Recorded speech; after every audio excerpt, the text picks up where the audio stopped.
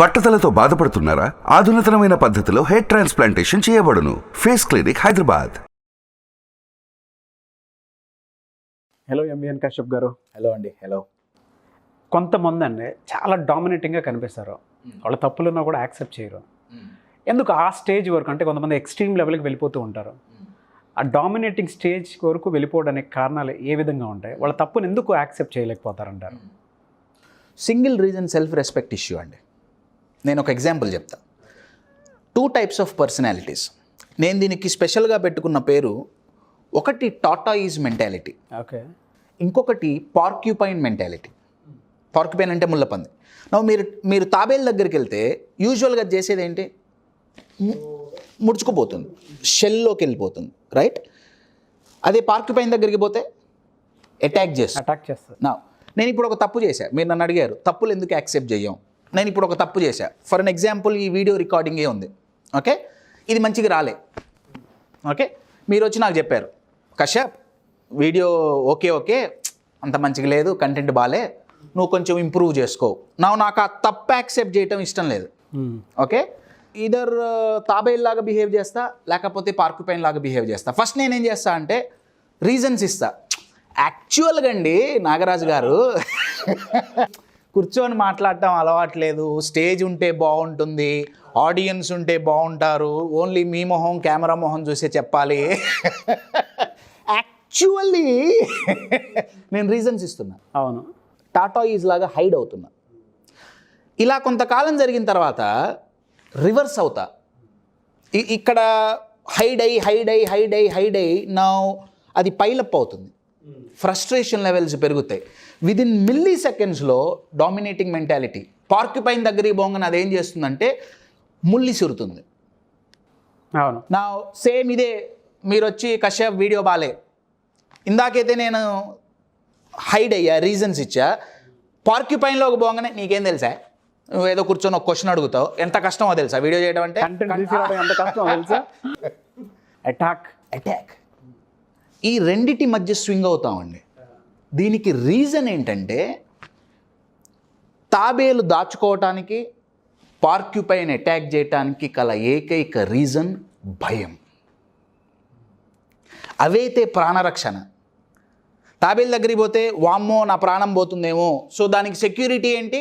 Shell లోపలికి పోతుంది. పార్క్యూపైన్కి దేవుడిచ్చిన సెక్యూరిటీ ఏంటి? ముళ్ళు. అటాక్, మీరు మంచిగా పోయినా వాళ్ళు పార్క్యూపైన్కి ఫుడ్ పెడదామని పోయినా అది అటాకే చేస్తుంది. ఎందుకు చేస్తుంది? ఆత్మరక్షణ. వాటికైతే. మనకైతే సెల్ఫ్ రెస్పెక్ట్, ఐడెంటిటీ పోతుందేమో. Identity crisis. ఎందుకంటే చిన్నప్పటి నుంచి మనకేం చెప్పారంటే, మనం ఒక తప్పు చేసామంటే యూజువల్గా జనాల రెస్పాన్స్ ఏంటి? తెలీదు ఇది నీకు, ఎలా చేసావు? తెలిస్తే నేనెందుకు చేస్తా? సో చిన్నప్పటి నుంచి తప్పు చేసినప్పుడల్లా సొసైటల్ రెస్పాన్స్ యూజువల్గా నెగిటివ్ ఉందండి. యూజువల్గా ఎక్కడో ఒక మంచి లీడర్ పాజిటివ్గా రెస్పాండ్ అయినా 99% నెగిటివ్ రెస్పాండ్. పరువు పోతుంది. పరువు అంటే ఐడెంటిటీ కదా. సో అలా గ్రో అప్ అయిన తర్వాత మైండ్లో ఏం పడిపోతుందంటే, తప్పు చేస్తే పరువు పోతుంది, తప్పు చేస్తే నా ఐడెంటిటీ పడిపోతుంది. సో ఇమ్మీడియట్ హ్యూమన్ మైండ్ ఏం చేస్తుందంటే, ఈగో అనే ఒక అద్భుతమైన సెక్యూరిటీ గార్డ్ని క్రియేట్ చేస్తుంది. షెల్. యూజువల్గా ఈగో అంటే మనకు తెలిసింది ఏంటంటే అహంకారం కాదండి.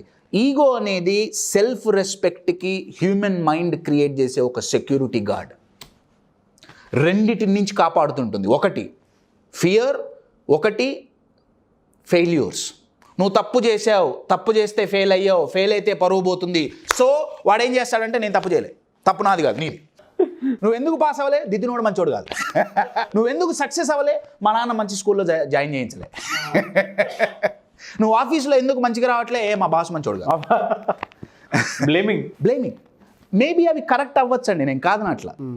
బయట పరిస్థితులు అన్నీ అనుకూలిస్తే నేను అనట్లేదు, 100% నేను ఒప్పుకుంటాను. నా క్వశ్చన్ ఏంటంటే, మరి అదే సిచ్యువేషన్స్లో మంచిగా పాజిటివ్గా చేసిన వాళ్ళు ఉన్నారుగా. ఇన్ షార్ట్, ఎవరికైతే సెల్ఫ్ రెస్పెక్ట్ తక్కువ ఉంటుందో వాళ్ళు తప్పులు యాక్సెప్ట్ చేయలేరు. ఆ తప్పులు యాక్సెప్ట్ చేయటానికి ఎప్పుడైతే ఫోర్స్ చేస్తామో అప్పుడు ఈదర్ టార్టాయిస్ అన్న అవుతారు, లేదా మీరు అడిగినట్లు డామినేటింగ్ అన్న అవుతారు. ఇది ఒక ఆన్సర్. నంబర్ 2, ఎప్పుడైతే అవతల వాళ్ళ భయాలని ఫేస్ చేయమని ఫోర్స్ చేస్తామో అప్పుడు మళ్ళీ ఈగో మధ్యలోకి వస్తుంది. నాకు ఒక పని చేయడం అంటే చాలా భయం. ఫర్ అన్ ఎగ్జాంపుల్, స్టేజ్ ఎక్కి మాట్లాడాలంటే భయం అనుకుందాం. మీరు నన్ను ఫోర్స్ చేస్తే same, either I will go to టాటాయిస్, I will give reasons avoid, or if you are my junior I will shout at you. నీకెందుకురా? You are getting my point. So బయటికి కనిపించేది డామినేషన్ అండి, కానీ యాక్చువల్గా వాళ్ళ లోపల, మీకు ఒక ఎగ్జాంపుల్ చెప్తా. ఇప్పుడు తగ్గిపోయింది కానీ షాడో ప్లే. ఇప్పుడు నేను ఇలా వేలు పెడితే షాడో వచ్చేసి ఏదో ఒక కుక్కలాగో లేదా ఒక డైనోసార్ లాగో కనిపిస్తుంది, ఏదో ఒక సింబల్ కనిపిస్తుంది కదా. అది నిజమా? ఇది నిజమా? అదే నిజం. ఇది నిజం. బయటికి కనిపించే బిహేవియర్ అది ప్రాపర్ కాదండి. బయటికి ఈ వ్యక్తి బాగా డామినేట్ చేస్తున్నాడు, కానీ యాక్చువల్గా వాళ్ళ లోపల సెల్ఫ్ రెస్పెక్ట్ తక్కువ ఉండి భయంతో చచ్చిపోతున్నాడు. వాళ్ళ సెల్ఫ్ రెస్పెక్ట్ ఎప్పుడైతే బ్యాలెన్స్డ్గా ఉంటుందో డామినేషన్ ఆటోమేటిక్గా తగ్గుతుంది. You are getting my point. ఇప్పుడు ఒక పాము వచ్చిందండి, నేను పాము పట్టుకోవడానికి చేయబెట్టా, కాటేస్తుందా లేదా? కాటేస్తుందిగా. అదే ఒక స్నేక్ చార్మర్ పోతే, ఒక ప్రొఫెషనల్ ట్రైన్డ్ స్నేక్ చార్మర్ పోయి చేయబెడితే కాటేస్తుందా? బుస కొడుతుంది కానీ కాటేయదు. నేను చేయబెట్టంగానే కాటేస్తుంది. నా దగ్గర ఏమో స్నేక్ డామినేట్ చేస్తుంది, స్నేక్ చార్మర్ దగ్గర చేయట్లేదు. ఎందుకంటే స్నేక్ చార్మర్ ఇండైరెక్ట్గా స్నేక్కి నాన్ వర్బల్ లాంగ్వేజ్లో చెప్తున్నాడు, బాబు నేను నిన్నేం చేయను, నేను నిన్ను చంపడానికి రాలే, నీకు ఎటువంటి హాని జరగదు, నిన్ను పట్టుకొని పక్కన పడేస్తా. బయట కనిపించే వాళ్ళకి స్నేక్ పాము కాటేస్తుంది, డామినేట్ చేస్తుంది, భయంతో చస్తోంది. అది డామినేట్ చేయట్లే. సో ఎవరెవరైతే డామినేషన్ సో కాల్డ్ క్యారెక్టర్స్ ఉంటారో వాళ్ళ మెయిన్ ఇష్యూ సెల్ఫ్ రెస్పెక్ట్ అండి. సెల్ఫ్ రెస్పెక్ట్ బిల్డింగ్ అని, సెల్ఫ్ ఎస్టీమ్ బిల్డింగ్ అని ఇంకొక పదం, సెల్ఫ్ ఎస్టీమ్ బిల్డింగ్ అని కార్పొరేట్స్లో 1 day full day training programmes మనం కండక్ట్ చేస్తుంటాం. ఓకే. ఈ ప్రాబ్లమ్స్ అన్నీ సాల్వ్ అవ్వాలంటే లోపల ఇది మారాలి. You are getting my point. బయట బండికి ఎన్ని పెయింట్లు వేసినా వేస్ట్. ఇంజిన్ కరెక్ట్గా ఉంటే మైలేజ్ పెరుగుతుంది, అన్నీ పెరుగుతాయి. ఎప్పుడైతే సెల్ఫ్ రెస్పెక్ట్ ప్రాపర్గా ఉంటుందో డామినేషన్ అనేది ఆటోమేటిక్గా బ్యాలెన్స్ అవుతుంది. ఆర్ ఇంకా ఉల్టా టోటల్ సప్రెషన్.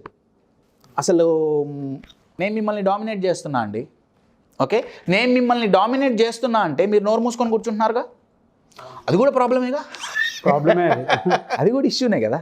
నేనెంత మారాలో మీరు కూడా అంతే మారాలిగా. డామినేట్ చేయకుండా మీరు, వ్యాలిడ్ పాయింట్, అబ్సల్యూట్ బాగా చెప్పారు. ఒక చోట లైన్ గీయాలి కదా, లేకపోతే మీరు జీవితాంతం నా ద్వారా ఇబ్బంది పడుతూనే ఉంటారు. ఈ రెండూ మారాలంటే సెల్ఫ్ రెస్పెక్ట్.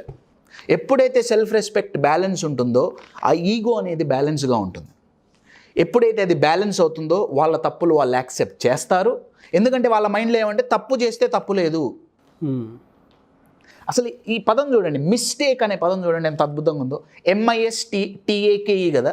మిస్టేక్ అంటే అర్థం ఏంటి? I missed to take.